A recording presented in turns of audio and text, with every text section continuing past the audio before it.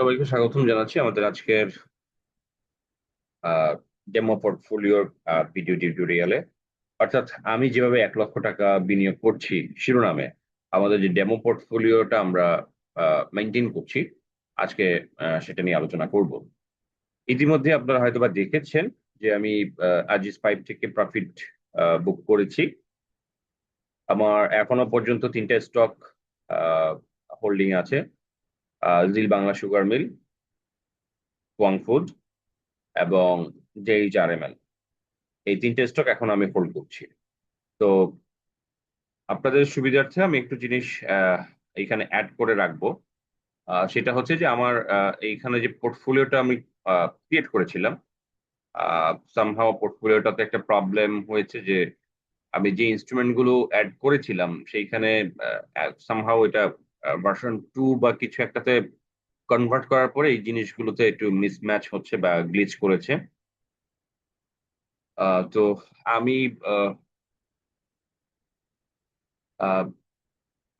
Manually এখন আপনাদের সামনেই ম্যানুয়ালি হচ্ছে আমি আহ, আহ, যে স্টক গুলো ছিল আমার, যেগুলো আমি এখন বললাম, সেই স্টক গুলোকে অ্যাড করে নিব। তো আমরা আহ,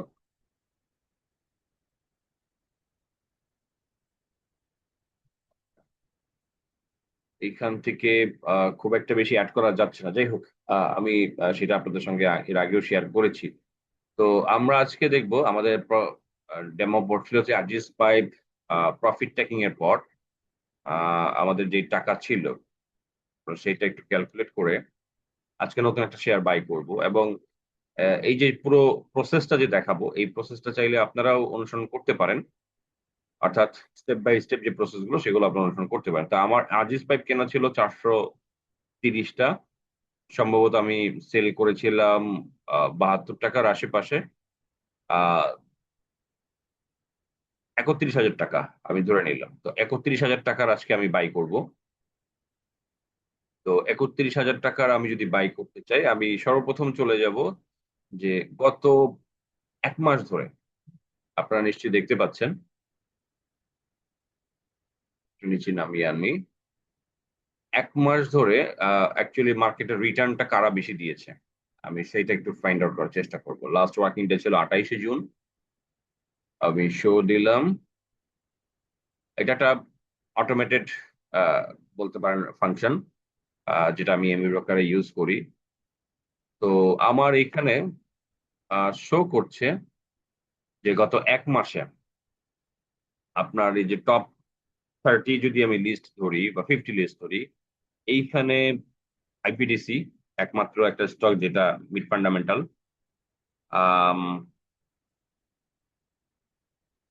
এইখানে ইন্স্যুরেন্স গুলো আসছে। ইন্স্যুরেন্স গুলো যাব না এখন। এইখানে ভালো ফান্ডামেন্টালের কোনো স্টক অ্যাকচুয়ালি আর নাই। হুম, আমরা যেগুলোকে খুব ভালো স্টক বলে জানি, ফান্ডামেন্টালি স্ট্রং, এই ধরনের স্টক এই একটা আসছে। বেক্সিমকো ফার্মা 16% গেইন দিয়েছে। তো আমি এটা যদি কাউন্ট করি, করে নিলাম,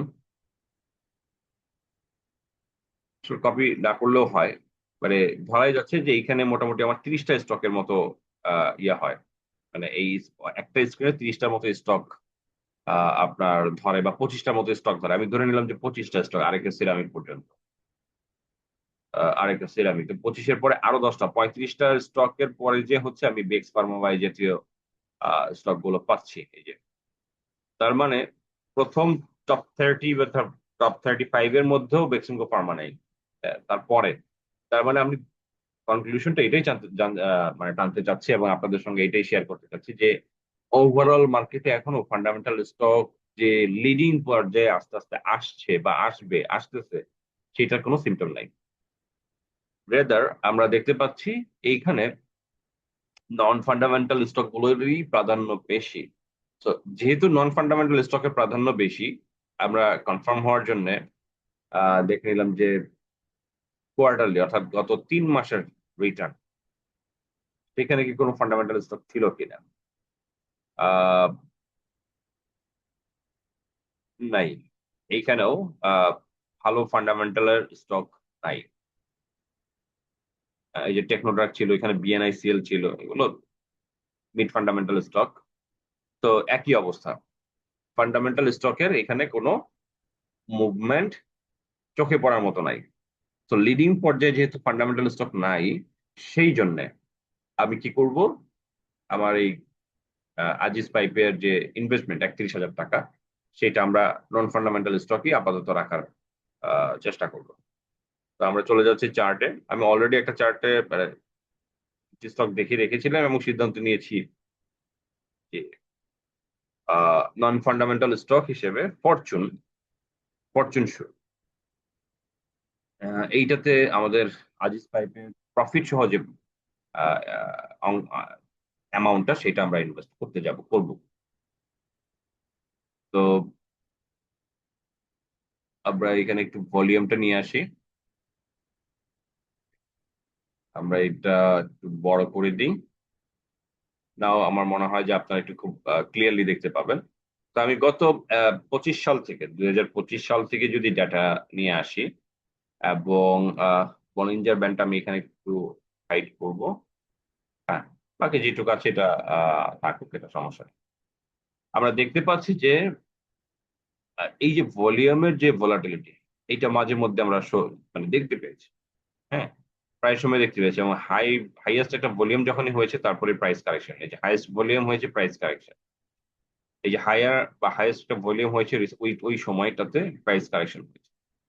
এই জায়গার সিনারিওটা ভিন্ন, অর্থাৎ এইখানে যখন হাইয়েস্ট ভলিউম গুলো হয়েছে, এটা কন্টিনিউয়েশনটা হয়েছে, অর্থাৎ এখানে হাইয়েস্ট ভলিউম হয়ে ডাম্পিং হয়েছে, আর এইখানে ভলিউম হয়ে আপ হয়েছে। তো দুইটা কমপ্লিটলি ডিফারেন্ট বিহেভিয়ার আমরা দেখতে পাচ্ছি। তার মানে হচ্ছে এইখানে ভলিউমে কন্টিনিউশন ছিল না, তো কন্টিনিউয়াস ভলিউম সাপোর্ট ছিল না, তো ভলিউম হয় নাই। আর এইখানে কিন্তু কন্টিনিউয়াসলি ভলিউম হচ্ছে। আপনারা দেখেন এই জায়গায় ভলিউমটা যদি মেজার করি, ভলিউম হওয়া শুরু করে জুন মাসের শুরুর দিক থেকে এখনো পর্যন্ত পুরো মাসে এটা কিন্তু ভলিউম স্পাইক দিয়ে দিয়ে কন্টিনিউ করছে। কিন্তু এখানে আপনারা কখনোই দেখবেন না যে পুরো মাস অথবা 10 দিনের মতো অন্তত ভলিউম কন্টিনিউ করেছে। তার মানে এইখানে একটা আমার কাছে যেটা মনে হয় যে এখানে একটা হিডেন বাই হচ্ছে, আস্তে আস্তে শেয়ারটা কি অ্যাকুমুলেট হচ্ছে, অর্থাৎ শেয়ার বাই হচ্ছে বা শেয়ার গোছানো হচ্ছে, এরকমই আমার কাছে মনে হয়। যেহেতু ভলিউমের কন্টিনিউয়েশন আছে, এবং এই ভলিউমের কন্টিনিউয়েশন আছে বলেই প্রাইসটা বাড়তেছে। অর্থাৎ আমি এখানে কনক্লুশনটা এভাবেই টেনেছি, সাপোজ শেয়ারের প্রাইস যখন 15 টাকার নিচে, এই পর্যন্ত একটা নির্দিষ্ট বাই হয়েছে এবং এখানে সাপ্লাই ছিল। যখন দেখা গেল যে 15 টাকার মধ্যে আর শেয়ার তেমন একটা আসেনি, তখন শেয়ারের প্রাইসটা বাড়িয়ে এই যে 15, 15.5 টাকা পর্যন্ত ওঠানো হলো, অর্থাৎ 50 টাকা বাড়িয়ে যদি আরো সাপ্লাই পাওয়া যায়, এটা নিয়ে নেওয়া হলো। প্রাইস কিছুটা রিট্রেস করলো, কিন্তু মুভিং অ্যাভারেজে সাপোর্ট পেলো এবং সেইখানেও ভলিউম পেলো, অর্থাৎ আরো যে সাপ্লাই আসছে সেটাও অ্যাবজর্ব করে নিল, এবং এই প্যাটার্নটা কিন্তু কন্টিনিউ করলো। তার মানে এইখানে যে স্মার্ট মানি ইনভলভ হয়ে গিয়েছে সেইটা স্পষ্ট। তো এই ধরনের স্টক গুলো যদিও শেয়ারটা 13 টাকা বা 14 টাকা থেকে উঠে আসছে এখন প্রায় 18 টাকার মতো, অর্থাৎ 14 টাকা থেকে 18 টাকা যদি ধরি 4 টাকা বাড়ছে, আমরা বলতে পারি যে অলমোস্ট 30% প্লাস গেইন অলরেডি হয়ে গিয়েছে। কিন্তু স্মার্ট মানি যখন কোনো একটা স্টকে পজিশন নেয়, এটা শেয়ারের প্রাইস এমনিতেই ওই পজিশনিং হতে হতেই 30-40%-এর মতো দাম বেড়ে যায়। তো রিস্ক ফ্যাক্টর থাকে যে সে বাইটা অফ করে দিলে অবশ্যই শেয়ার প্রাইস ফল করবে। বাট এই যে যে বাইটা হয়েছে সেটা কিন্তু 2 মাস পরে হোক, 3 মাস পরে হোক, এটা আবারও মানে যদি ফল করে, এটা আবারও অ্যাক্টিভেট হবে এবং সে বাই করবে। দ্যাটস ওয়াই কনক্লুশনে এটাই আসছি যে ফরচুনে স্মার্ট মানি ইনভলভ হয়েছে। এটা আপাত দৃষ্টিতে এই কনফার্মেশন প্যাটার্ন গুলো আমাকে বলে দিচ্ছে। দ্যাটস ওয়াই আমরা আজিজ পাইপের যে 31,000 টাকা ছিল, সেই টাকাটা আহ, আমরা এখানে ইনভেস্ট করব। তাহলে আমরা ফরচুন যদি গতকালকে যে ক্লোজিং প্রাইস ছিল, হয়তো আমি অপেক্ষা করলে আরো কম বা বেশি যে কোনো একটা কিছু হতে পারতো বা হতে পারে, আহ সেদিকে আমি আর যাচ্ছি না। আমরা 1780 প্রাইস ধরে 31,000 টাকার 1780, তো আমরা 1740টা শেয়ার আমরা আমাদের বাইয়ে এন্ট্রি দিব। তো আমরা চলে যাচ্ছি আমাদের পোর্টফোলিওতে, মেনু, পোর্টফোলিও, ভিউতে গিয়ে আমরা বাইয়ে যাব এটা ফরচুন দিয়ে দিব। আমরা হিসাব করেছিলাম 1740টা, 1740টা যে প্রাইস ছিল সেই প্রাইসই থাকবে।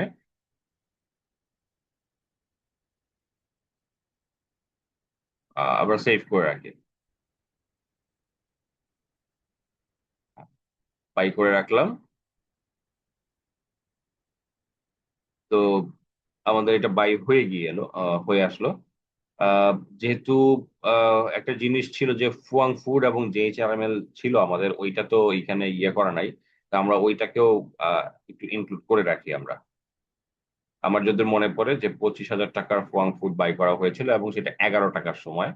তো আমি 11 টাকায় এটা একটা এন্ট্রি দিয়ে রাখছি এখন আপনাদের বোঝার সুবিধার্থে। 2270টা। তো বাই গেলাম, ফুয়াং ফুড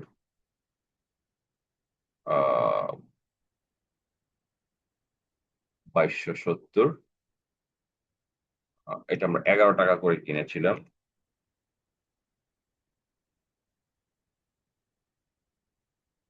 22 শেয়ার। আচ্ছা, এটা ঠিক আছে। আর হচ্ছে জেইচআরএমএল কিনেছিলাম আমার যতদূর মনে পড়ে 49 করে ছিল সেটা।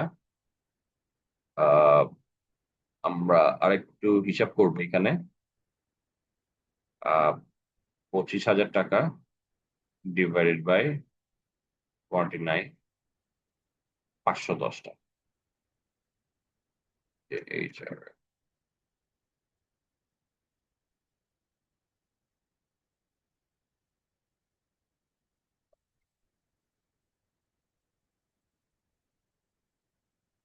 সো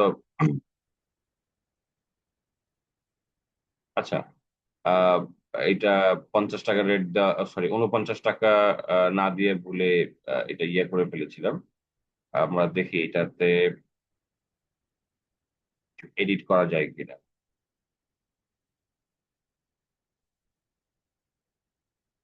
ক্যাশ অ্যামাউন্ট তো থাকার কথা নয়।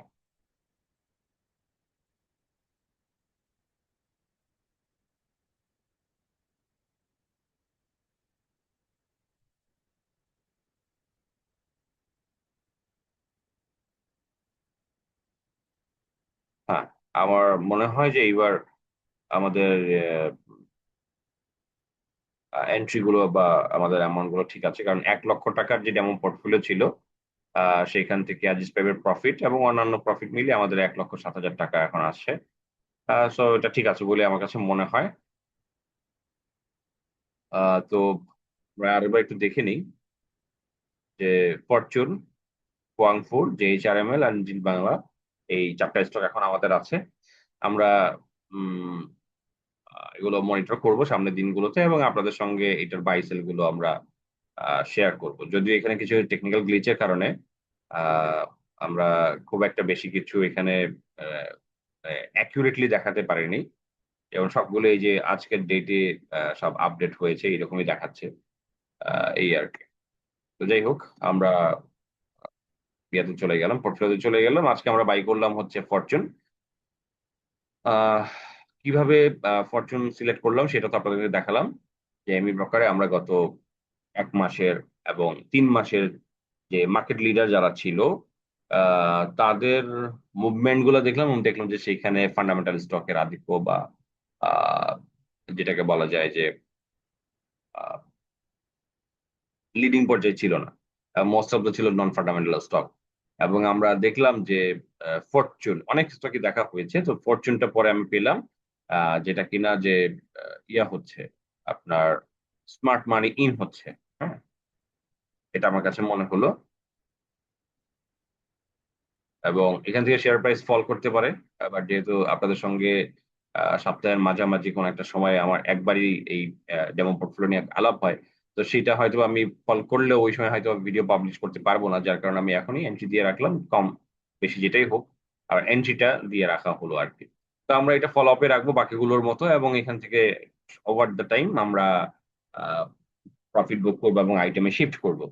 তো আজকে আমরা ফরচুন বাই করলাম, বাকিগুলোকে আমরা অবজারভেশন রাখছি। হয়তোবা রিল বাংলা আবারও যদি 50 টাকার কাছাকাছি যায় আমি প্রফিট বুক করতে পারি, হয়তো সেটা হয়তো বা নেক্সট উইকে হবে। তো সেই পর্যন্ত আপনারা ভালো থাকুন। আমাদের ডেমো পোর্টফোলিও গুলোর এই যে প্রসেসটা, সেই প্রসেসটা শেখার চেষ্টা করুন এবং সেটা নিজেরাও এপ্লাই করুন। আশা করি আপনাদের উপকারে আসবে। আজকে এই পর্যন্তই। ভালো থাকবেন সবাই। সালাম আলাইকুম।